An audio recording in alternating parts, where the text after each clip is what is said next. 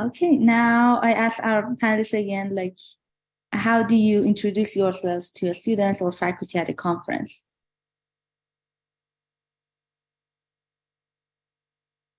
I don't know what kind of order we want to go in.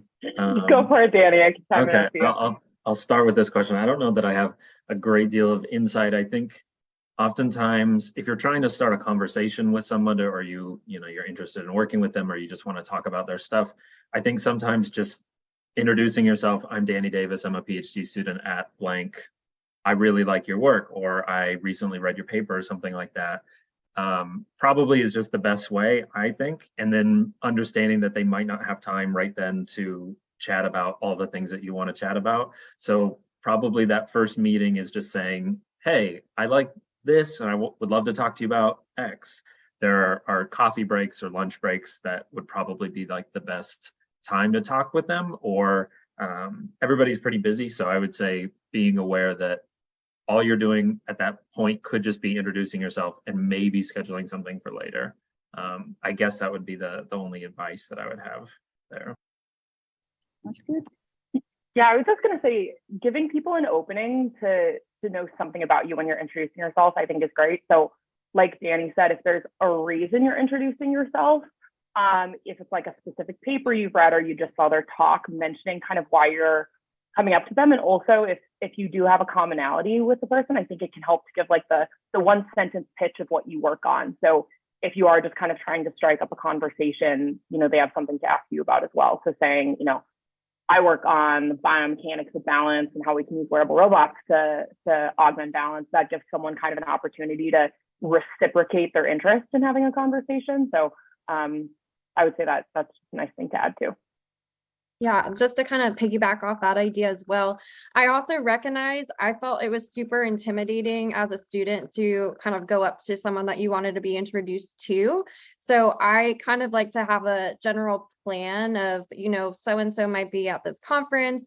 Let me kind of develop like a list of who maybe I would like to be introduced to, kind of refresh myself on their work as well, and either talk with your advisor, or maybe your advisor has some connections with someone else that is like very much has a strong relationship with this person that can then introduce you. So sometimes having a little bit of an icebreaker or someone doing the introduction for you can be helpful to take that kind of pressure off as well. Great. Thank you. Those are all really good points. So now, and I'll pitch one thing, Anna. I think Anna and I have talked about this recently.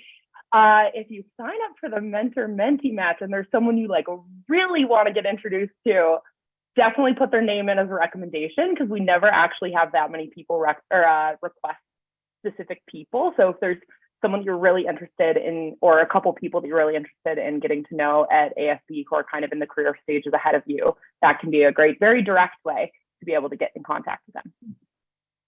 And I know a few of you have emailed asking about the mentor match. We have not sent that information out yet, so you are not late to the game. I think that there might be some old language left on the website that you do that when registering, but don't worry, I'm behind, not you.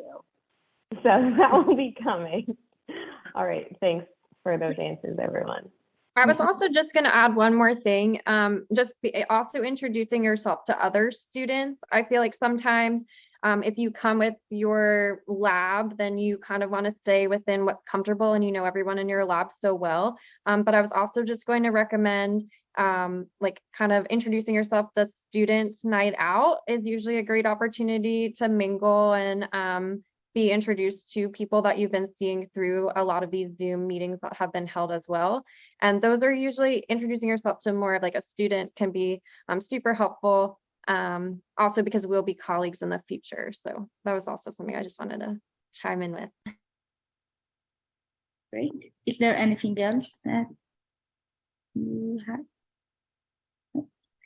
Okay, good. Now we can switch to our next question, which is about preparing a presentation or poster. So do you have any tips for preparing for first time a presenter for people? And you go first this time. I go first? Why don't maybe I'll tackle presentation and I'll leave poster to other people. I give a presentation, so I'll also normalize this too. I give a presentation at my first ASB and I was absolutely terrified. So that is totally normal. And I consider myself someone who's more comfortable with public speaking. And I was still nervous. So I think that's totally normal. I would say just getting some practice in beforehand with lab mates, with people maybe outside of your lab who haven't heard your stuff a million times, is always a great way to do it. I think also just keeping in mind that ASB is more of a general biomechanics community. So of course you're usually presenting in a session that has a specific theme where people might be a little bit more familiar with your work. But keeping things like higher level and making sure the broader audience at ASB can understand it, I think is a lot better than digging really deep and trying to get into the nitty-gritty details, because you can always cover those if people have specific questions after during the Q&A. So I would say really focus on making like a compelling high-level presentation, and it's always a little bit more fun when kind of the majority of the audience can understand the information that you're going through. Don't underestimate the power of like really nice figures or diagrams that help people get a gist of what you're doing. Videos and biomechanics helps a ton to get an audience kind of on board with what you're doing. And I think you kind of get the access to multimedia and presentations that you don't necessarily get when you're in posters. So definitely just take advantage of those, I think would be my biggest suggestion.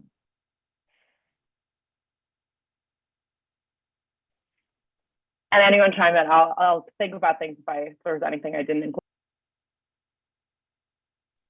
I was just going to say about practicing multiple times and trying not to have your presentation rehearsed where you're like, okay, I'm going to say this line exactly, then I'm going to move straight into here. Because most times when you're talking, you're either going to stumble and forget a word or forget a sentence, and you don't want to have to then, okay, well, now I have to start over. So trying, like, having an outline of what you want to say and how you're going to say it is fantastic, but also recognizing that you can't probably have it down as a script and you're going to have to just talk, because at the end of the day, you're the expert in what you're presenting. And if you forget to say, like, let's say you collected on 20 people and you were reporting their BMI and you were trying to remember, no one's going to know that particularity of your study other than you. So most of the time, you're going to like beat yourself up over forgetting that, but other people aren't even going to recognize that. So it's okay to be super detail oriented, but just also remember it's going to kind of come formally through like a conversation rather than rehearsing your line for line.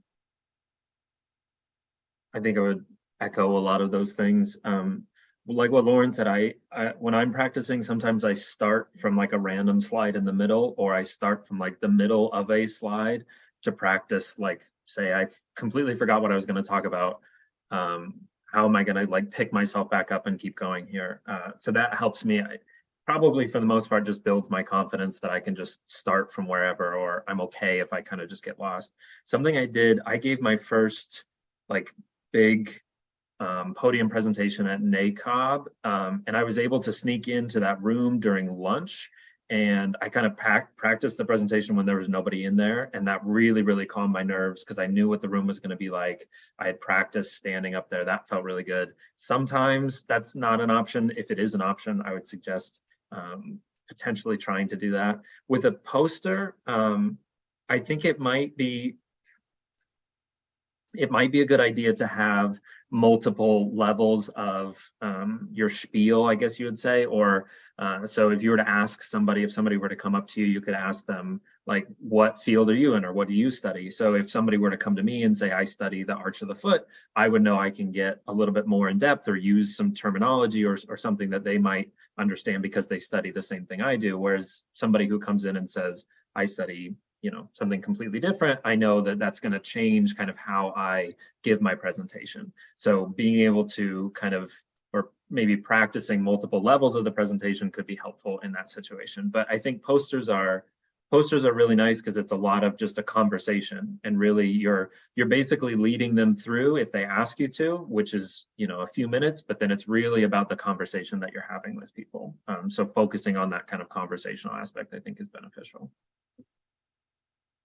Yeah, and on posters, it might be a little bit more of a preference thing, but at ASB, it tends not to be like a leave your poster up for the whole conference and people go around and look at them kind of set up, it's usually, you're usually with your poster most of the time that it's up and people are kind of circulating the poster. So I tend to lean towards having more figure heavy, image heavy types of posters, because you tend to be there accommodating it with words and kind of an overlay. So a good amount to complement is good, but I think you can definitely get away with having more of a focus on images and pictures, which can, make your poster more eye-catching if you're able to get some like really nice big figures on there instead of packing it in with a bunch of paragraphs of text. So that's a bit of a stylistic thing, but I think it can also make your poster a little bit more approachable if there's, big diagrams explaining your study and images and things like that, that kind of get people there, and then you can fill in the details.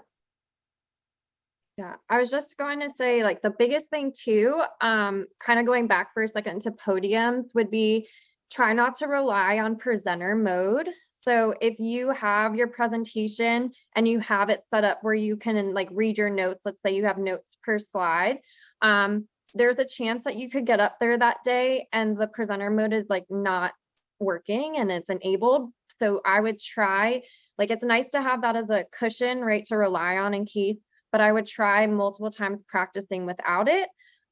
Also, having multiple like copies of where your presentation will be, if it's going to be on, like, have it on a USB. I would also email it to yourself in case. Obviously they will have it too, but trying to make sure you have multiple iterations of it. So in case when you're traveling, you can't find your USB, now it's somewhere in the hotel. Different options like that could be very helpful. And then one kind of presentation style that we didn't talk about was thematic posters. So you have your posters, thematic posters, and then podiums, right? Which we would be all kind of presenting one of those. So the biggest difference between your thematic poster and then your your podium is the amount of time that you would be talking is usually going to be a lot lessened. So when you're giving your thematic poster, you're usually on a much tighter time crunch. And then also the biggest thing is you don't have something in front of you blocking you from the audience. So when you're giving a podium, you usually have the podium in front of you. So what you're doing with your hands and things like that. When you have a thematic poster, you're usually holding the mic yourself and it's just you and the audience standing right in front of you. Literally probably like a yard away. So just kind of thinking about how your body language would look while you're giving the presentation. It's a lot more relaxed environment, but also just being kind of mindful of, well, this is really strange because I'm standing really close to you, type of thing. So just a little feedback with those. I was going to say, should we go over quickly like the layout of a thematic? Because I know that can be kind of unique to conferences. I hadn't seen one until we went to ASB. Lauren, feel free to jump in because it sounds like you've had a bit more experience with these, but at least the thematic that I most recently went to is all the posters in the room tend to be kind of following one larger theme. So the one I went to, I think, was like lower limb wearable robots or something. So there were posters around the edge of the room, and then depending on how crowded the session is, I know there was like a bunch of chairs in the middle, there were people standing everywhere, and it's meant to be kind of like a normal circulating poster session at the beginning, and then you go around and everyone gives like I wish I had the document up now, like 3 to 5 minute pitch, I think, of their poster, and you go around one by one. So those are where it actually has to be a little bit more timed, like a presentation or like a podium presentation would. And then there's questions for each individual poster that I think, if I read the documentation right, is meant to be a little bit more like overarching questions about the theme that's in the room. And then at the end, there tends to be a really big discussion. And so if you're an audience member and you have a broader question about kind of the entire theme that's going on, or for one specific presenter about how it relates to a different presenter or things like that, that's kind of when those bigger conversations happen. I've also been in ones where it just turns into like a big group discussion. So people in the audience are giving their input, the presenters are giving their input. So those are very unique and fun sessions to go to, in my opinion. I think I often get a lot out of those just because there's a lot of different opinions and common themes flowing around. Lauren, did I miss anything? You've been a presenter, so you might be able to give some specific tips about how to kind of navigate those different contexts. Yeah, no, I think those are absolutely correct. I was just going to add to that, it's kind of more like a brainstorming, like think session. So like topics kind of echo and the microphone kind of gets popcorned like around the room so everyone can ask questions or give feedback as well. But everything, that's exactly correct. It's just honestly the weirdest thing I would say at first is just knowing when you have one of those that everyone is like right there. So you have like little discussions where people have time to go around poster to poster to look at the posters. And then you kind of, they pass the mic and there's, I don't know how many will be in the room, but everyone gets a chance to talk and then you pass and then there's questions. So, but like I was saying there, you're just so close to the audience members. So just to be mindful of that as well.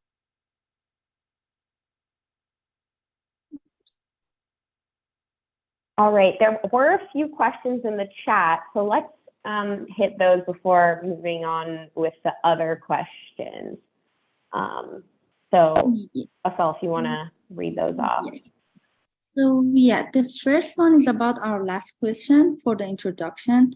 And like they ask, what's the best way to keep in touch after the first introduction, like contact card, email exchange, or both with the faculty and the students?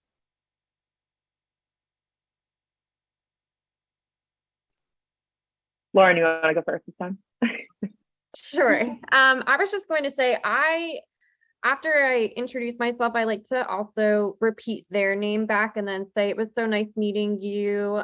Once again, I'm from Old Dominion University, kind of reinstate that. And then I usually wait until after the meeting's over. If I have something that I can give or an email, I will do that. But if it's someone that I really want to stay in contact with, I'll make sure that I gather their information, or I would just look them up from their institution. And I personally like to send a follow-up email after the conference saying, thank you so much for speaking with me, kind of as a refresher, where you say kind of where you were talking, kind of hit on things that you were talking about, also reintroducing yourself and your work. I think that is fantastic. And usually from my experience, they respond quickly and they say it's great, let's keep in contact. So some people that I keep in contact with, I've never had like as a actual, mentor, but they have been mentoring me over the years based off of our meetups.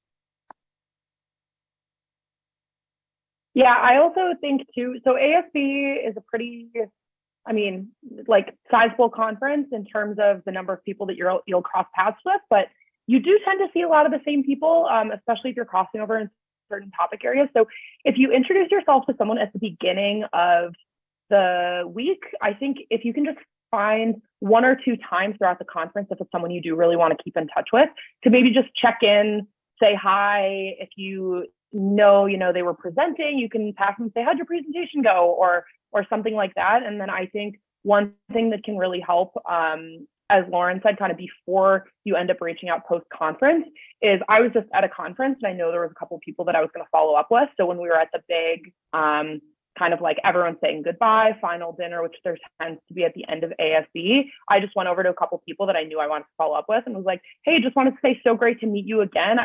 I will definitely love to talk to you about XYZ or this paper. I'll be shooting you an email within the next week to follow up on that. Like, great to meet you again. Just so you kind of give them several opportunities to remember who you are in person, which can help kind of jog their memory later on when you follow up.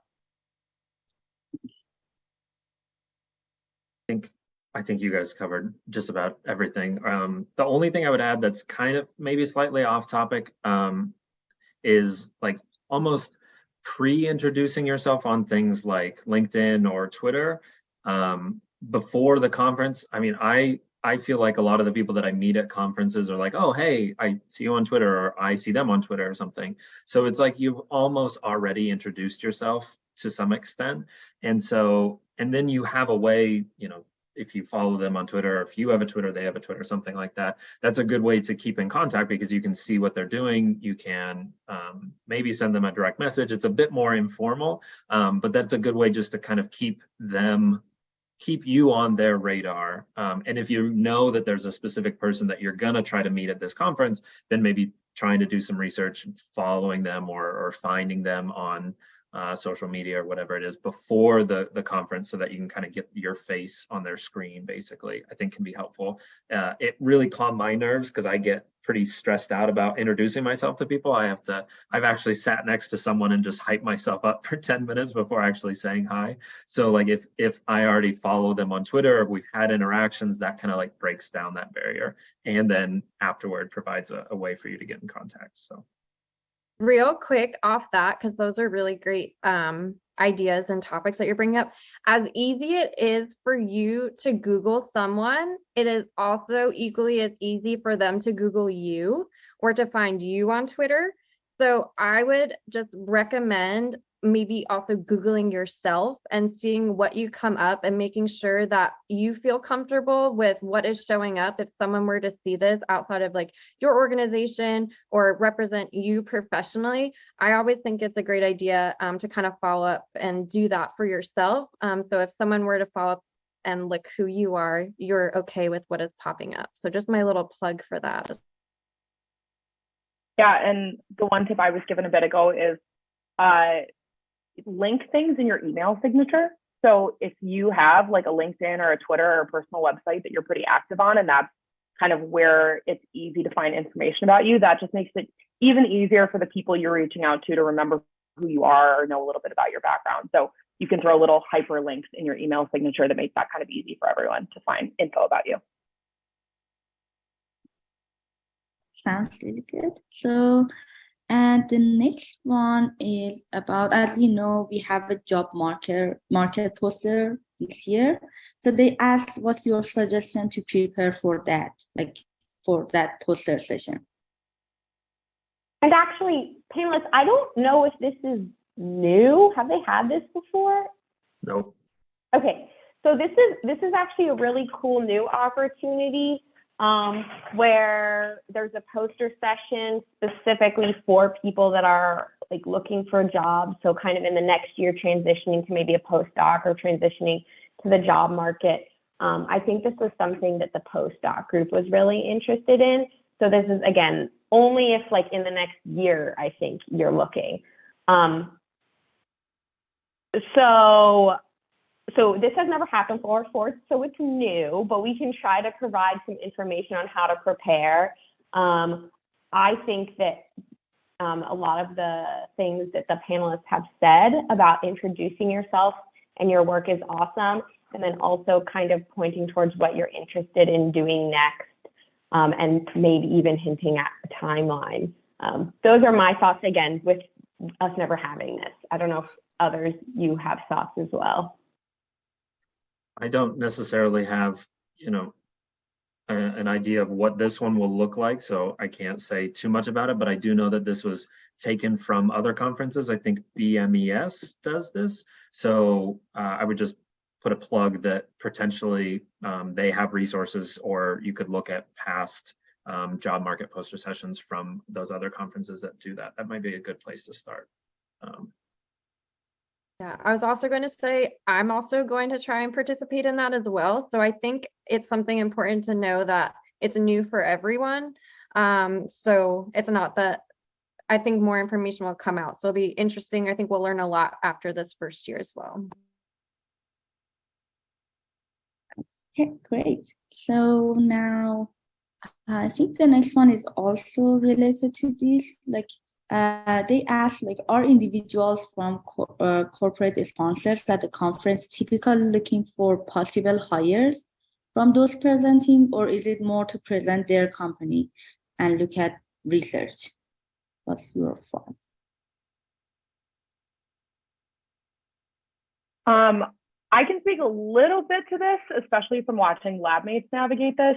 I don't think they're ever not looking for possible hires. So if there's companies that you're really interested in working for that are going to be there, and there really is like usually a pretty awesome layout of biomechanics related companies, especially people that develop equipment and everything that we interface with a lot in research. There's usually fun demos and people at tables like all day long that are available for you to talk to. So I think if you are interested in working for any of these companies or making connections, these are definitely where people tend to have business cards, which I know academics usually don't. So that's a great way to follow up on some of the previous questions about how to stay in touch. But I would say, yeah, I think it's kind of all of the above for what was in the question. So they're there to present their company and look at different research projects that are going on. I know a lot of them often attend the like podium and poster sessions, but definitely are also there to talk to, I think, prospective future employees and kind of gauge what talent is in the ASB community right now. So I would definitely say it's never too early, especially for younger students, to start making contacts in some of these companies. Especially I know just some of the people that have been around they tend to go to ASB consistently. So even if you're like a first or a second year, but there's a company you'd be interested in working for at some point, it's definitely people that you could check in with at ASB pretty regularly. So yeah, I guess I would definitely not shy away from that if there are people who are looking at jobs on the industry side of things.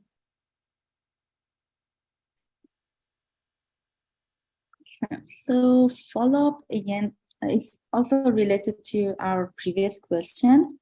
Like, do we get to know which faculty is coming to ASB, or so people can research before they come, they know like who they want to in touch with? So as of right now, the program for the speakers is out, but then oftentimes the head faculty member, the PI, is not going to be the speaker. So you can look at that list. I think that the program with the abstracts is coming out soon. I control F and look for people that way. Another thing, I'll just plug Twitter again. Oftentimes labs will tweet, we're going to ASB, here are our presentations, or something like that. So that's a good way. I would say, because not everybody is doing that, control F on the program is a way that I typically search through the abstracts to see if people that I'm interested in are going to be there. Not a foolproof method, but the best that I've found. Any other comments on that? The other guarantee is, oh, go ahead, Anna. I know last year there was an app that like all the speakers were on, and you could also find them there. But that would be like the same method as Danny. But if you like apps, might be similar. I was going to say the only other place that I've seen like PI's names consistently out there, because I think a lot of the time students are the ones presenting from a given lab, are people that are the like hosts or moderators for sessions. So that's one of the ways I've seen where it's kind of guaranteed who at the professor level is going to be there. And then I think, yeah, just looking at an individual speaker list, if there's grad students or postdocs or anything that you're looking to talk to, is usually out pretty far ahead of time. You could always, if there's somebody specifically, you could always shoot them an email and ask if they're going to be there. Would love to talk to you. That's a great pre-introduction as well. As for the next question about volunteering, unfortunately, we do not have anything where you can like volunteer for, I know some conferences, large conferences have like volunteers, and then you get your registration covered. But unfortunately, we don't have that. ASB has like an outside organization that kind of does all the logistics and everything. And then the last one in the chat is about 3-minute thesis. So is it a new event? And if you have like any information about this session? I didn't know we were having one. Me too. I didn't know that. I haven't seen anything about signups for this yet. So I wonder if it's something where there is information coming a little bit later. Has anyone else seen sign up info? You get picked for it. So the people that are doing it have already selected. Yeah. Okay. So I can speak to, I did one in virtual ASB. So the 3-minute thesis is like a kind of like an elevator pitch. That'd be a long elevator ride, 3 minutes. But I think it started in Australia. Maybe if you search 3-minute thesis, there's a whole thing in Australia about them, but they're really like an opportunity for you to present your thesis work at a really high level. So you're really kind of advertising yourself and your work. So oftentimes you're not getting into the sample sizes or the specific methods, but really talking about like why it matters to a general audience. When we did it Online, you had one slide, and I don't think you could have anything moving. I don't know if that will be the case. I haven't heard any specifics about that, but I would say the biggest thing is that it's a presentation that should be super accessible. Anybody in the biomechanics community can pick up on it, and you're really trying to communicate like why what you're doing matters. That's, I would say, the biggest thing to focus on. I've heard it described as like TED Talk level information, which is a good way to think about it.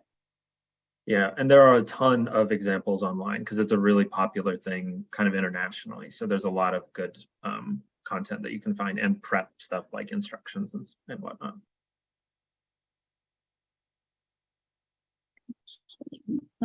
More.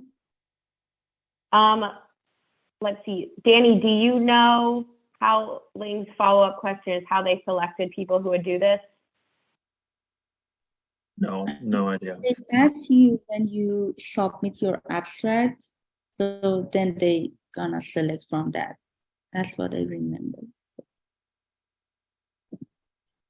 Ling, if you do have any more specific questions about that, you can reach out to the program chair if you have questions about like why certain people were selected or anything.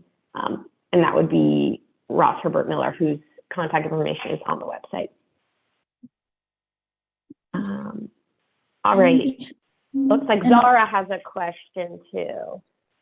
Yeah, she asked any tips for asking possible job opportunities or internship from companies in the conference.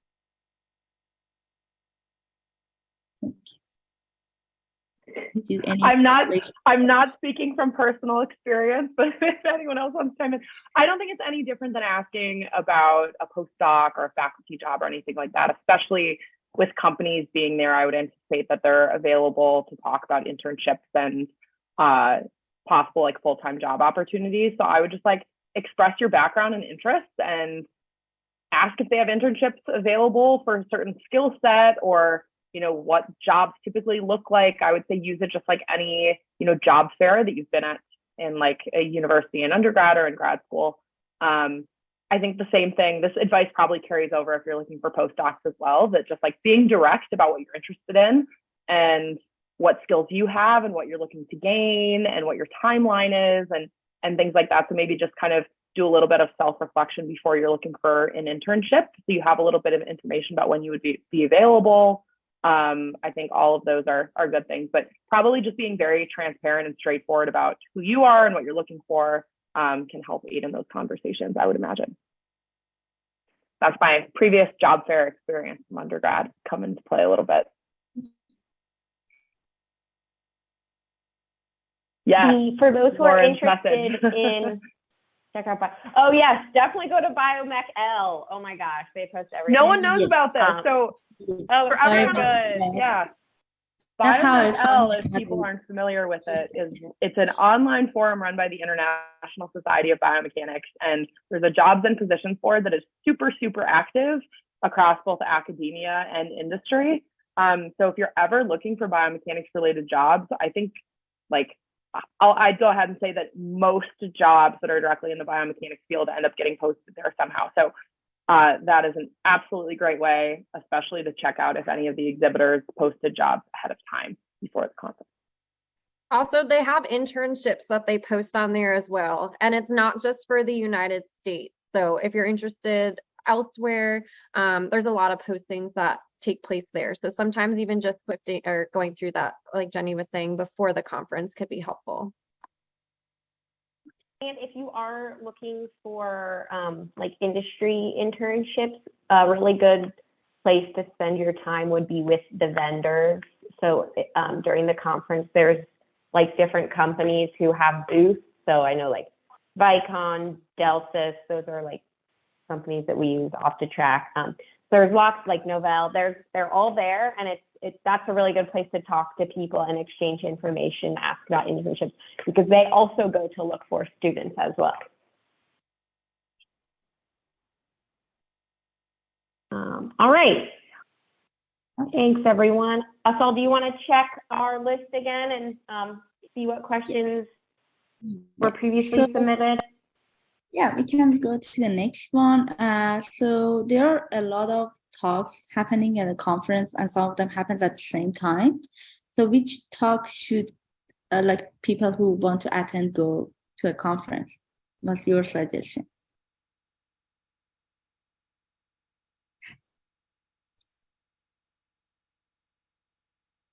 I feel like I know what Jenny's going to say. Jenny likes going to everything is what I've gathered so far. So I can let Jenny go first. Oh my gosh, sorry, I feel like I'm talking a lot. I'm gonna let one of you guys go. I plan everything ahead of time and have it on my calendar. My personal opinion is the coffee breaks are very short. You'll end up talking to people, you'll end up trying to find rooms. If you don't kind of know where you're going to go ahead of time and you're trying to like pull the program up on your phone and decide at the time of, I find it to be a little bit more overwhelming. So I look at the entire like podium speaker list ahead of time. Sometimes they release posters too. And if there's specific ones that sound really interesting to me, I'll just like make a quick list. I am a huge fan of, here's my physical notebook I bring to conferences. I'm a huge fan of a physical notebook instead of having my phone out all the time. I just find it a little bit easier. So I write everything down, like a very rough outline of my schedule beforehand. Usually they'll release like the room numbers too. So just jotting those down. And yeah, I just try to basically plan ahead of time, look at the talk titles, look if there's any specific students, postdocs, labs whose work you're interested in seeing, and do your best to plan it out. To echo off that, there was actually one last year that I didn't do a very good job planning ahead of time. And by the time I went there, the line to get in was like out the door that they had to start turning people away. I forget which one in particular, which talk it was. So yeah, I would kind of go bounce off that. Sometimes you might get pulled into a different direction where you end up kind of having a conversation. Let's say you get introduced to someone during one of the coffee talks and it goes a little longer. So maybe have a good plan of which ones that you know you definitely want to be at and plan ahead to get there earlier so you can get a nice spot wherever you want to sit. So you can avoid not standing room only or anything like that. I think, you know, I don't have a whole lot more. I think it should be like, it's okay to go, like, you don't have to stay in one room the whole time. So if there are, so like looking at a specific session and saying, okay, I want to look at this session, but okay, there's this other one, looking at specifically which of those talks you want to go to. Sometimes I'll read the abstracts if I'm trying to decide between two. And if there's one that the abstract might not be a great representation, but that will give me a little bit of a hint as to which one I might be interested in. And then also there's a good amount of room switching that happens like during the Q&A or right in between speakers, basically. So don't feel like if you're going to one session, you're going to have to stay in there for the whole 90 minutes or whatever it is. Maybe stand towards the back so that you're not a distraction going to separate talks. Hopefully, I don't know what the conference center looks like, but hopefully all the rooms are close to each other so you can bounce back and forth. The one thing I guess I would add, and maybe this is personal preference, this is about not going to talks, or what talks should you not go to, I guess. When I first started going to conferences, I did every single thing like from 8 a.m. to 6 p.m. or something. And probably there are some on this talk or on this call that still do that, but I get pretty overwhelmed and I kind of start shutting down if I go to every single thing. So not feeling guilty in taking like a session off to just, you know, do whatever it is that you're going to do. Like Jenny said, the coffee breaks and the lunch breaks can get busy. You can be chatting with people, so they're not necessarily like a full-on break because you might still be on like conference mode. So not feeling guilty about taking a little bit to kind of sit, relax, recharge a little bit in between sessions or during a session is a-okay. Perfect. Is there anything else you want to add, or? I guess I would just throw in, my advisor and I were recently talking about this, and he told me that he tries to go to one, I don't know if it was one talk or one session each day that's kind of outside of his area of expertise. So he's established, he's not trying to get like a job or really like drill down on something specific. So he might have a little bit more freedom, but I think it's an interesting idea to kind of go to one that you maybe wouldn't have previously planned to go to, just to hear, new ideas, let new topics kind of percolate a little bit. Some of the best like research ideas that I've come up with are just sitting in a talk and your mind kind of starts wandering a little bit and you come up with something. So that's, I think, maybe good advice. Perfect. So now if we can switch to the next question. It's about how do you encourage people to come to your poster or your presentation? And don't be on your phone. That's that. I think that's a big one. I think just looking, open and available and welcoming. If also you'll oftentimes see if people are like meandering very slowly down the aisle and you see them either make eye contact with you or they're looking at your poster, just saying, because you don't have to like automatically start your spiel, but you can say like, hey, happy to answer any more questions or give you like the 2-minute run through if you want me to walk you through it. And 95% of the time I've done that, people are like, yeah, if you could give me the run through, that would be great. So I think just being friendly and looping people in. Also, it's very tempting. A lot of the times at a poster session, you'll be talking to one person for like 20 to 30 minutes. And if you do see other people kind of wandering by as someone who's observing, it can be kind of intimidating to jump into an existing conversation. So if there's any way that you can kind of pull anyone who's clearly interested in stopping by your poster into the existing discussion, or maybe you're familiar with their work and you can kind of use that as an anecdote to kind of pull them in or give them an opportunity to jump in, that can always be good too, because you can miss the opportunity to talk to a lot of different people and get some different insights if you end up having, one conversation that takes a third of the poster session.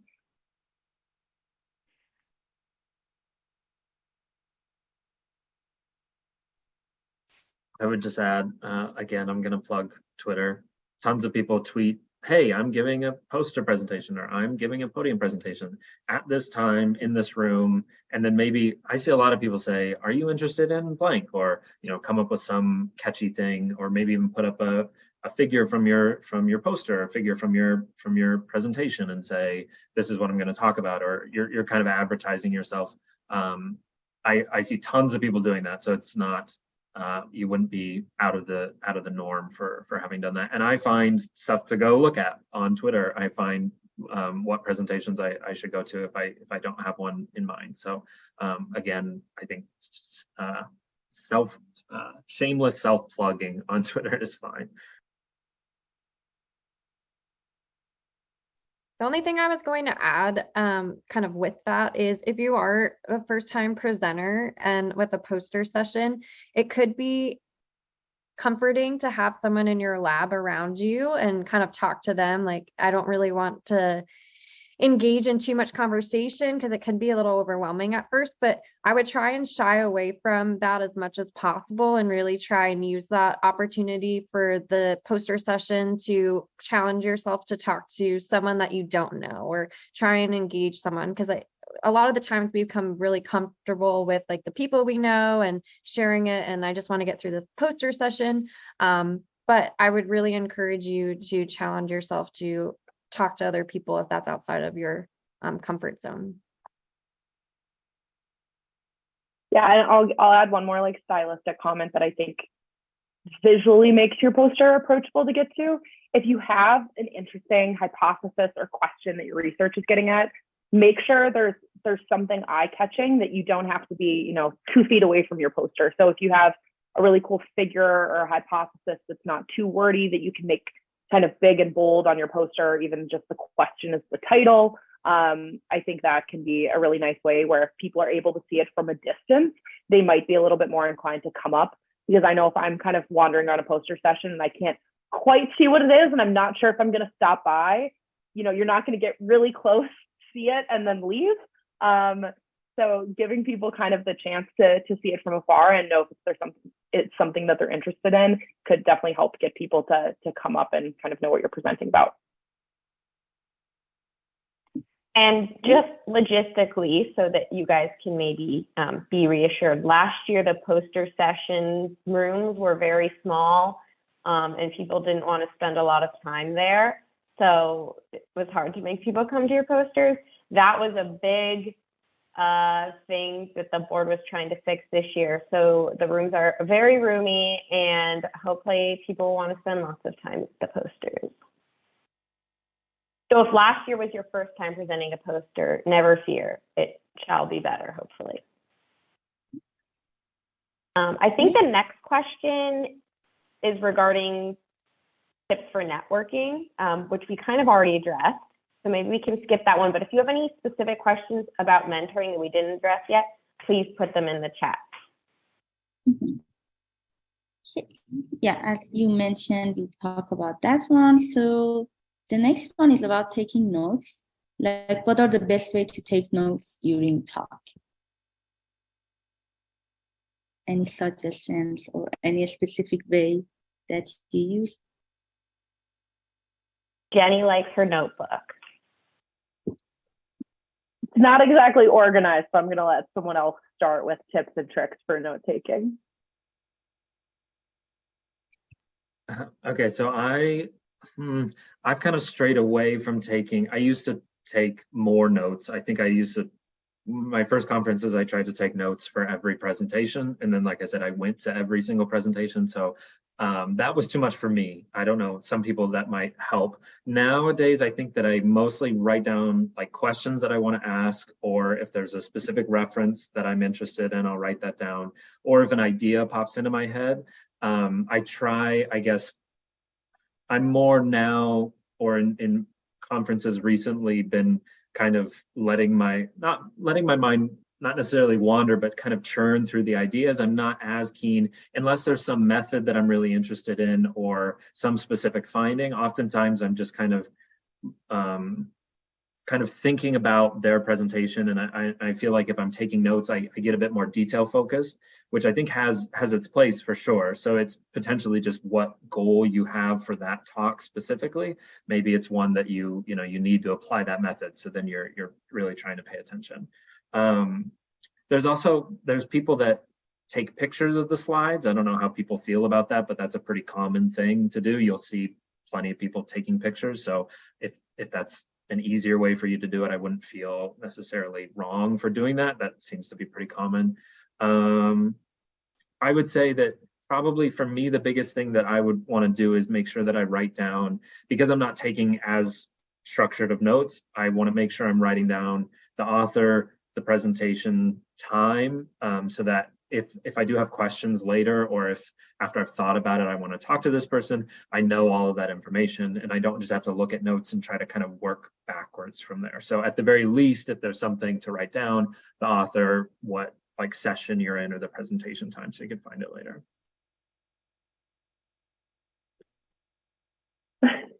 Lauren, we're playing chicken with the unmute button. No, I'll just go. I'll echo Danny. I think, yeah, when I take notes, it's usually not on methods. It's mostly questions and ideas that I have. I feel like I give this advice like across a bunch of different contexts, because you won't remember it later. So if you have an idea or a question during a talk, just jot it down then and there, because I always say, if I have a question right at the beginning of the talk, like, oh, I might go up to the microphone to ask this question and end up losing track of it if I'm really interested in the information that they're talking about. So I keep a pretty scrappy notebook, exactly like Danny said, name and session. And usually I'll try to at least write down everyone's name just so I remember what order they were in, even if I don't take notes for a talk. And ideas and questions. And then I'll typically like star or circle or something questions that maybe I'm not going to ask at that time, but I'd love to find the person later or go up to them after the session's over and people are kind of hanging up by the podium. So yeah, I think keeping track of kind of main things like that are really main takeaways for you, rather than just like the details of the presentation, can be a good way to take notes. And then the last thing I was just going to add, other than writing down either the topic, the authors, would be after the presentation's over, ask yourself real quick, if I had to tell someone what that poster was about in a really short sentence, what would I say? And then kind of jot that down so it jogs my memory. So if there was a big takeaway, kind of writing that down so I remember and can circle back, because sometimes summarizing what it was about could be helpful. And to loop back around to presentation tips, or just help your audience member by maybe ending your slides with a key takeaway if you're presenting. That's a great way to make it easier for the audience member, like Lauren's talking about. Great. Anything else to add? Or okay, great. So with that, we switch to our next question. Is about, do you have any tips if someone attend alone in this conference, like how they gonna find people or find a way to enjoy actually the conference?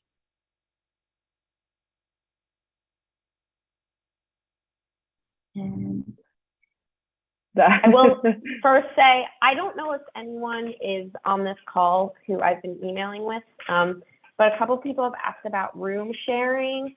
I didn't know about that, so I sent that up the hierarchy to the program director to ask about that.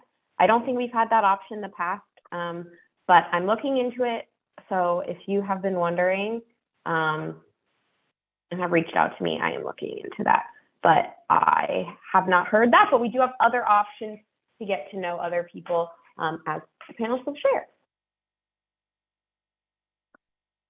Yeah, I can start. I think a lot of the same tips from the networking and who you want to meet conversation carry over here. So if you're going alone and you don't consider yourself a huge extrovert, you know, when you get to the conference, you feel like you'll just start introducing yourself to people, definitely reach out to people ahead of time. So if you're the only one from your lab going, often, you know, your PI might know another lab that's going. So I know we've had some adjacent labs where if they're only sending one student, they'll kind of just get looped in with our lab, you know, if it's connected people or collaborators or whoever it may be. So if you are really nervous and want more organization ahead of time, I think talking to your advisor or other, you know, labs at your university can be a great way to make sure you kind of have a reference point once you get there.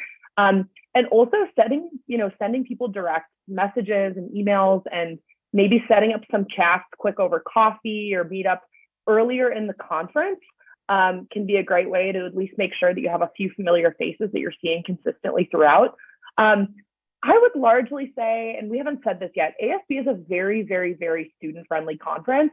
I think all the student groups and labs that I've met have been so nice and open. And I think, you know, if you're ever mentioned that you're there alone or, you know, wondering if you can tag along, I think people would probably largely be very receptive to that. So maybe just being upfront that you don't have as much on your calendar during the free time because you are solo or, you know, looking for someone to buddy up and go to the first couple talks with. I think just kind of if you let people know, I think there are going to be people that are super friendly and kind of, you know, swoop you up and bring you with their group. So I think that would probably be my main advice, is just be straightforward about it.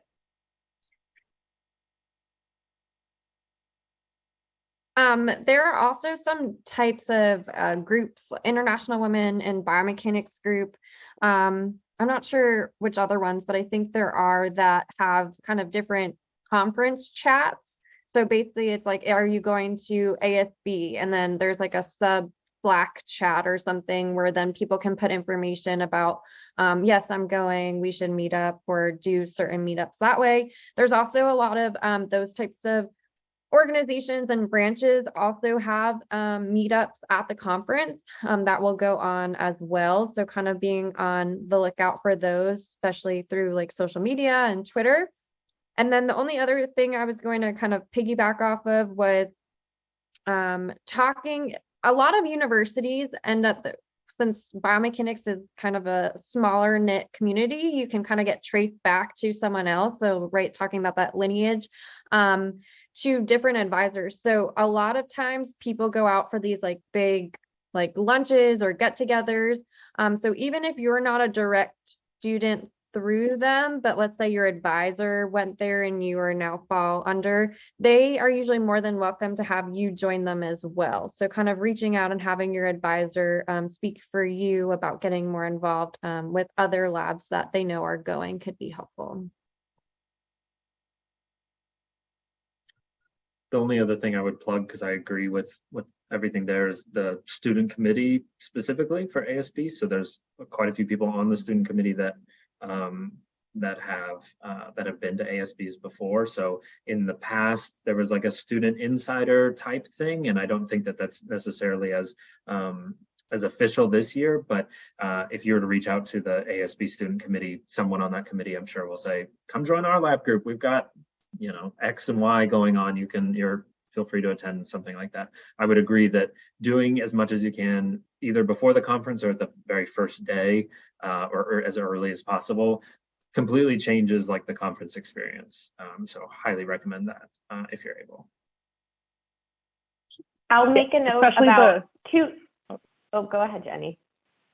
I was just going to say the workshops on the first day tend to be, I think, often very conversational. It's not just you listening to talks, there's a lot of discussion.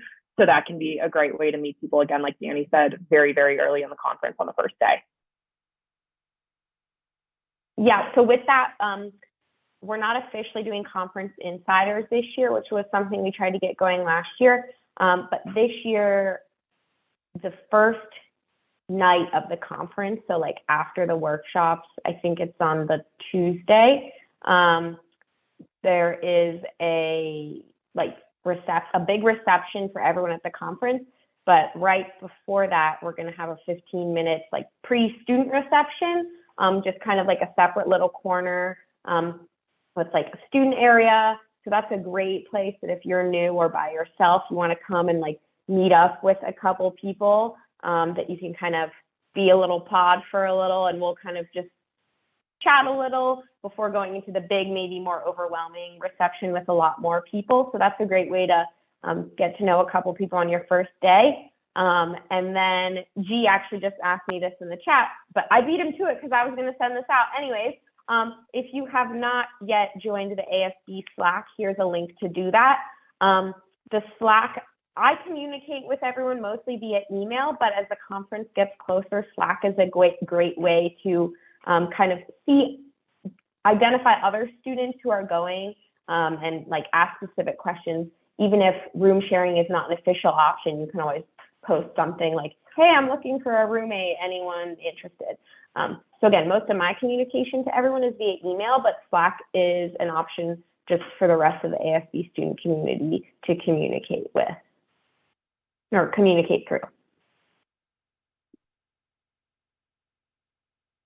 Perfect. Anything else to add?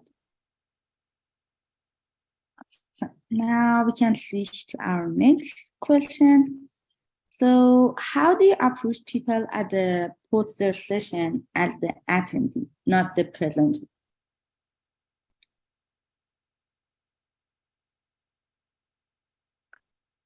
Danny, you haven't gone first in a while. maybe there's a reason. I think that the posters are pretty informal. So really, I mean, I think that I'm like Jenny, whereas typically I know what posters are going to be there beforehand, and oftentimes I have the numbers up on the program, so you know, I'm sometimes beelining to a specific poster, and then oftentimes just walking through and seeing if something catches my eye. I don't think that there's, I mean, me personally, that oftentimes if you're just interested in the poster itself, you might just say, hey, I'm so-and-so from so-and-so, could you walk me through this? And that basically can start things off. If you haven't been to a poster session before, oftentimes there's people just staring at posters walking through. So that's not, you don't have to talk to the person at every single poster. You can just look and keep walking. That's not a problem. When I was kind of trying to find a PhD program, so or if I were maybe trying to find a postdoc, now I would probably start in a similar manner and then ask them to walk me through it. And then I would be really trying to come up with questions based on it. And maybe I'd look ahead of time so I could come up with some questions before I show up there, so that I can kind of put my best foot forward and really like have a science dialogue with them if I'm trying to like kind of network. That was my method when I was trying to get into a PhD program. But I think oftentimes at these posters, you're really just trying to start the conversation. And so just asking them to walk you through it is, I think, a pretty easy, low stress way to do it.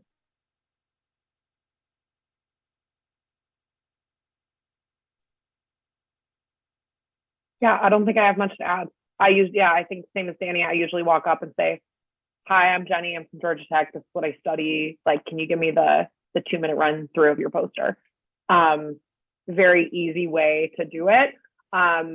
If there's a very busy poster, I think it is okay to like linger a little bit, and almost the reverse of what I said earlier when you are the presenter. It's okay if there's a conversation going on to kind of like nudge your way in and jump into the conversation as well. If there's, a conversation happening that you want to be involved in, or, if it's been a really busy poster and it's kind of hard to work your way in and start talking to the presenter. So, I would say basically kind of meander through, and if there's an opportunity to just jump in and ask for a run through, great. But otherwise, you can often kind of squeeze in, and if you're there long enough, they'll kind of break from the conversation and then start a conversation with you. I don't think I have much to add. Yeah, I was just going to say sometimes I like to start by asking about their figures, because the figures usually stick out the most rather than standing there and reading the text. So I like to either just jump to it and ask about the figures, or say something like, oh, so you saw that these two variables were significantly different. Why do you think that may be? And then start engaging in conversation, and then kind of work my way back and then say, oh, my name is so-and-so, I'm at this university. Just sometimes being too formal can also, if you're someone that doesn't really enjoy small talk, it could be helpful to first kind of start the discussion and then introduce yourself as well.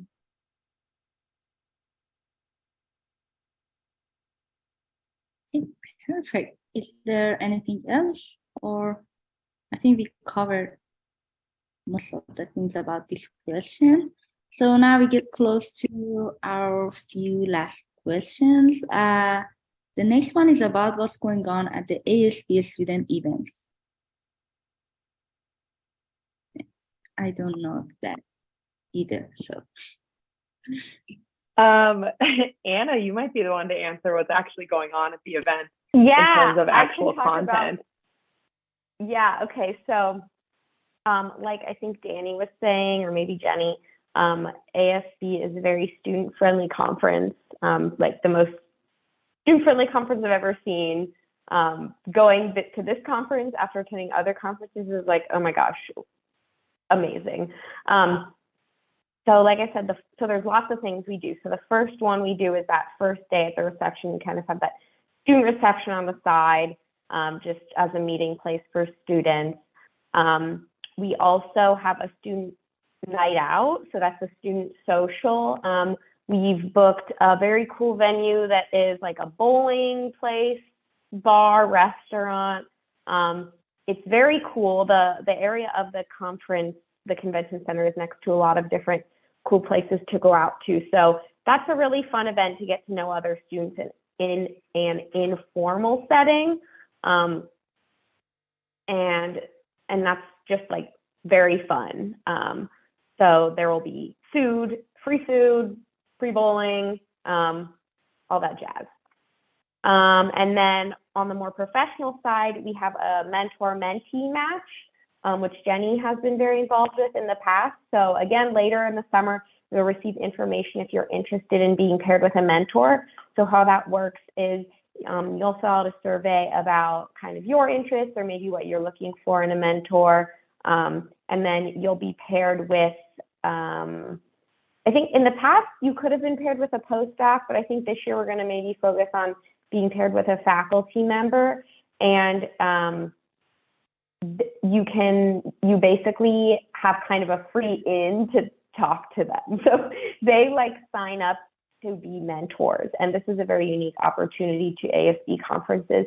So there's a specific mentor-mentee lunch that we have that is a meetup time for you and your mentor to get lunch together. But if that doesn't work, you can set up another time. I know last year my flight was delayed, so I just met with my mentor at another time.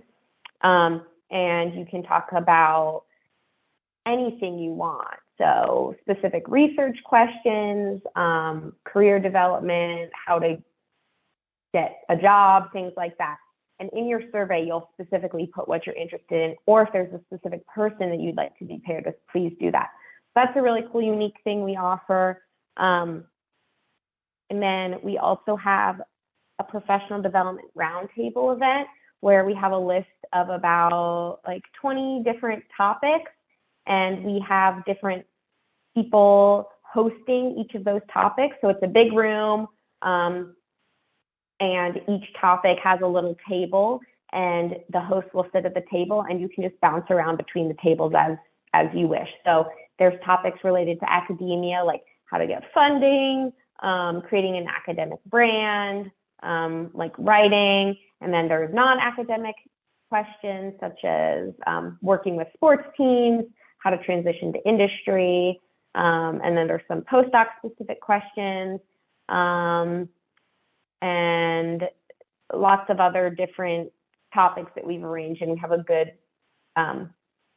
group of people hosting that, so that'll be really, really fun.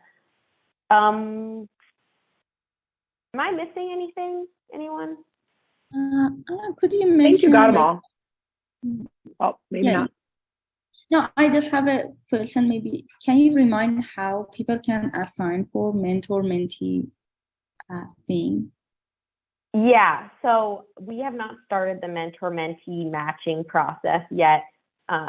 We will be sending out an email later this summer, and you'll be able to complete a survey, and then we'll assign you a mentor. So nothing has happened yet, but keep a look out on your email for when we start doing those pairings. Okay. Jenny, we got to hop to that, I guess. We can stick on after and talk about it for a sec. Yeah. All right. Anyone have any specific questions about those events? Awesome. And in the upcoming newsletter, ASB newsletter, which should come out in July, I'll be going over those in the little student corner section. So you can take a look at that if you want to get prepared.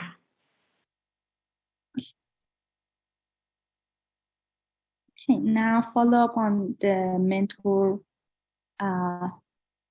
connection that we have. Our last question is about what should I ask my mentor if we connect with someone?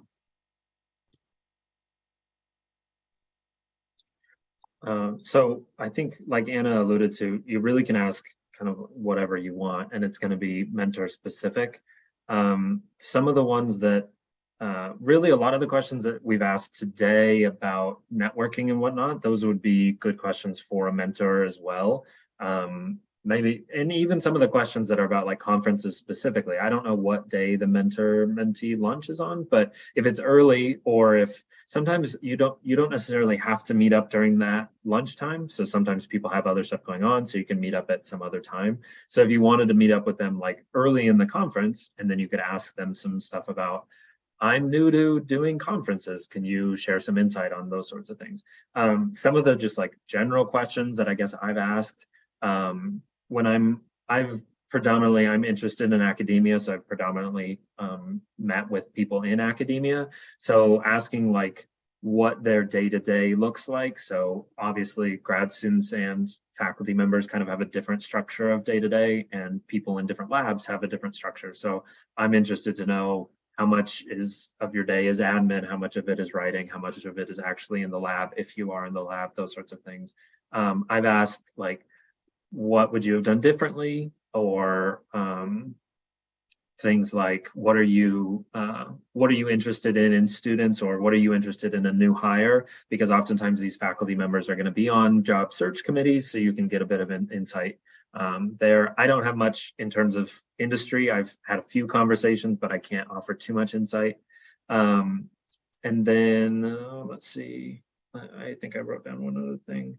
What would you have done differently? I don't know if I said it, but resources that they use, just things that maybe as a faculty member, they might have a head start on that you might not be aware of as a student, basically. And it's a great opportunity just to kind of get your foot in the door, get them to know you. You could ask them to introduce you to people. I would advocate for you kind of really, I wouldn't say using your mentor, but trying to kind of use their network as much as you can if they have a network that you're interested in. Like if they do stuff that you are you are interested in, then they can introduce you to a lot of different people. And I would say, don't be afraid to ask them to do that. They signed up for this lunch, for those sorts of reasons. So definitely ask those sorts of questions.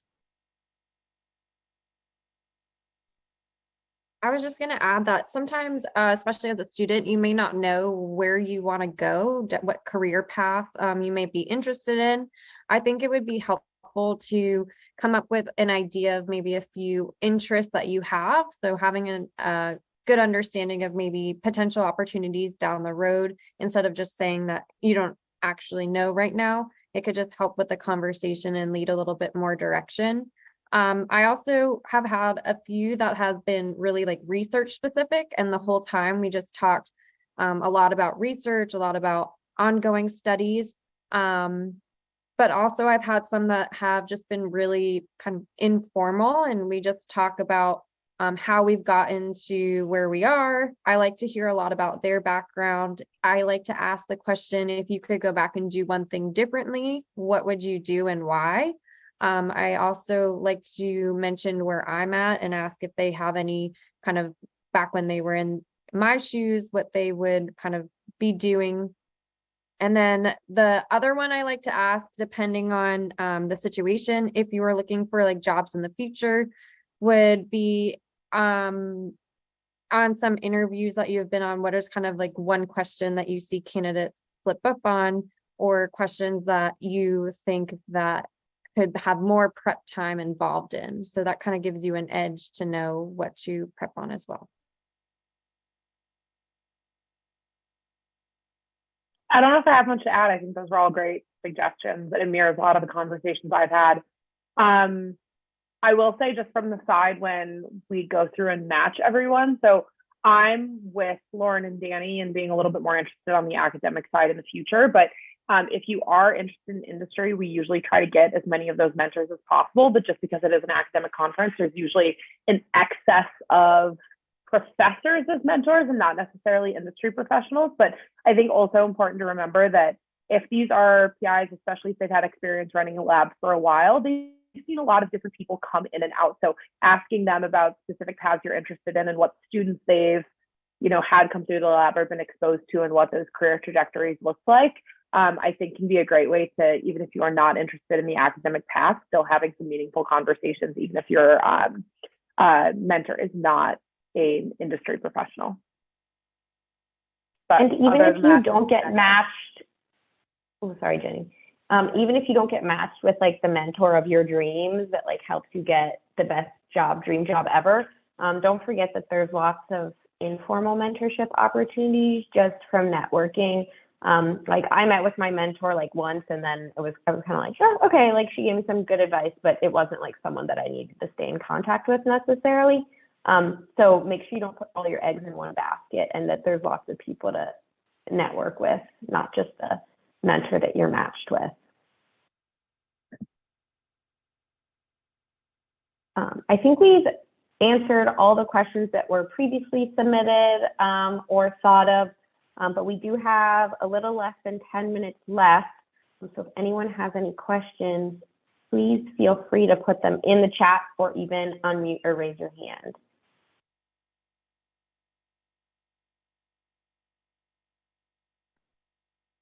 Like I was also just going to say, if there's anyone that doesn't want to ask in front of like a huge group or on the recording, I'm happy to stay afterwards. I'm sure a couple of people on the panel are happy to stick around, so feel free to, if you want to ask more in a one-on-one setting.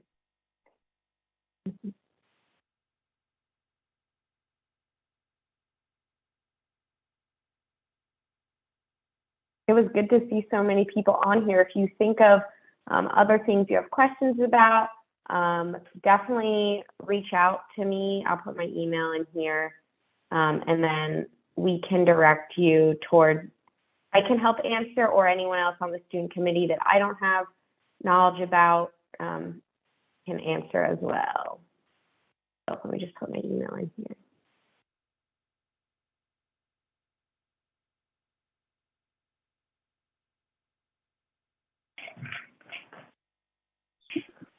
All right. Well, thank you all for attending. Sounds like no one has any additional questions right now.